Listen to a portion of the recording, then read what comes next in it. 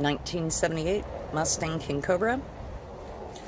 So today we got new window gaskets, and this is the outside of the rim gasket. So this is the gasket that sits right on the trim.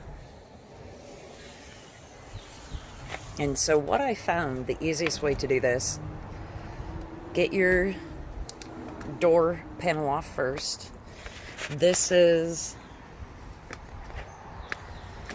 in order to remove the brackets, I use this kind of a scraper. This is a little bit thicker of a scraper, and it has this little hook. So I hook right into the brackets and then pull and pop to get those off. So that is for the door brackets here. You slide it in, hook, and then pop out. The brackets are steel, and so they look like this. I don't know if you can see that, but they have a little leg arm that goes into the cardboard, hooks on it, slides down, and stays in like that. So my door panels actually aren't too bad. I've got a new water shield for them. I ordered that from the Reproductions place, and those are 25 bucks. That was worth it because the old water shield was pretty well wrecked. Has a little bit of mold on it and stuff and previous paint. So new ones will work good. Okay, so the gasket that I'm replacing is the gasket that's connected to the metal trim. And when you go to remove this piece, comes out as a whole. So it's the gasket and metal trim comes out as a whole. There are usually only 1, 2, 3, 4 screws that hold this in. So from the factory, they skip every other one. 1, skip, 2, skip, 3, 4. So there's 4 screws that are screwed in. The easiest way to get to this is to roll up your window. And let's see if I can do this without my window. Sorry guys, you're not going to be able to see me rolling up my window.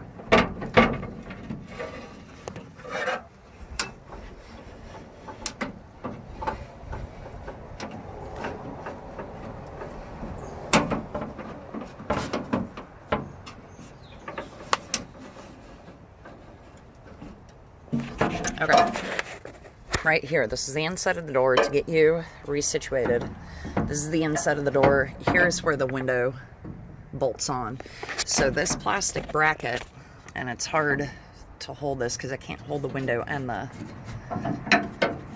camera at the same time, but this plastic bracket bolts here, and then that plastic bracket has bolts that have been removed. Remove these bolts. This allows the window to tilt freely. And when you roll the window down, sorry, now I'm rolling it back down.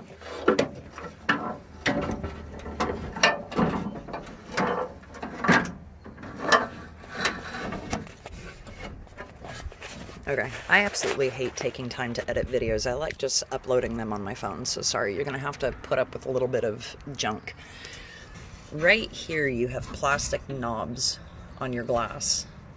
This really helps to help you tip it.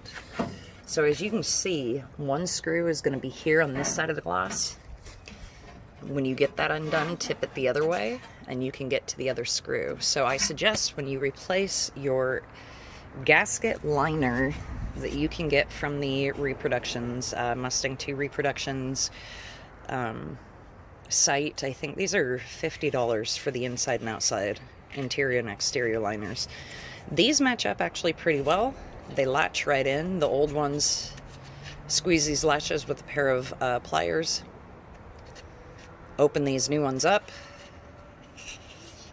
And these holes won't line up perfectly. You'll need to take a Dremel and kind of grind out your holes. And one of the reasons being, you don't want to hide the screw holes from yourself and make your life more difficult when you go to put this back in. This is the only way to get this trim off too, off of the car. So while you have your trim out, if you're going to be doing some sanding, do some sanding while it's out of the car. Bummer part is I'm going to replace the door trim or the door weather stripping here soon. I ordered T-top weather stripping, so that is my next job, is to do the entire T-top. But the door weather stripping is actually pretty bad too, and it's all original. And so I need to order this as well. And it does appear, though, that I do not need to remove this metal trim in order to do the weather stripping. So as you can see, this trim piece slides right in there, and the weather stripping actually surrounds it. So I think I can get away without removing the trim again to do the weather stripping, which is super nice. So for now, that is how you get new window weather stripping. And here's the door panel. This is the other side. I honestly am going to keep my old one on for now. I did do the driver's side. The problem is with these, they have a metal, like an aluminum sheet on the inside of your door panel that comes up and over, and that is what it clamps onto. And they've used some pretty thick gauge wire, and it's staples, basically. It's a staple gun, and I don't have anything that is that strong. When I did it on the driver's side, I bent the wire by hand. It was a real pain in the ass. So I won't be doing that again. I'll just wait until I can buy a staple gun that is that size. So that's it for now.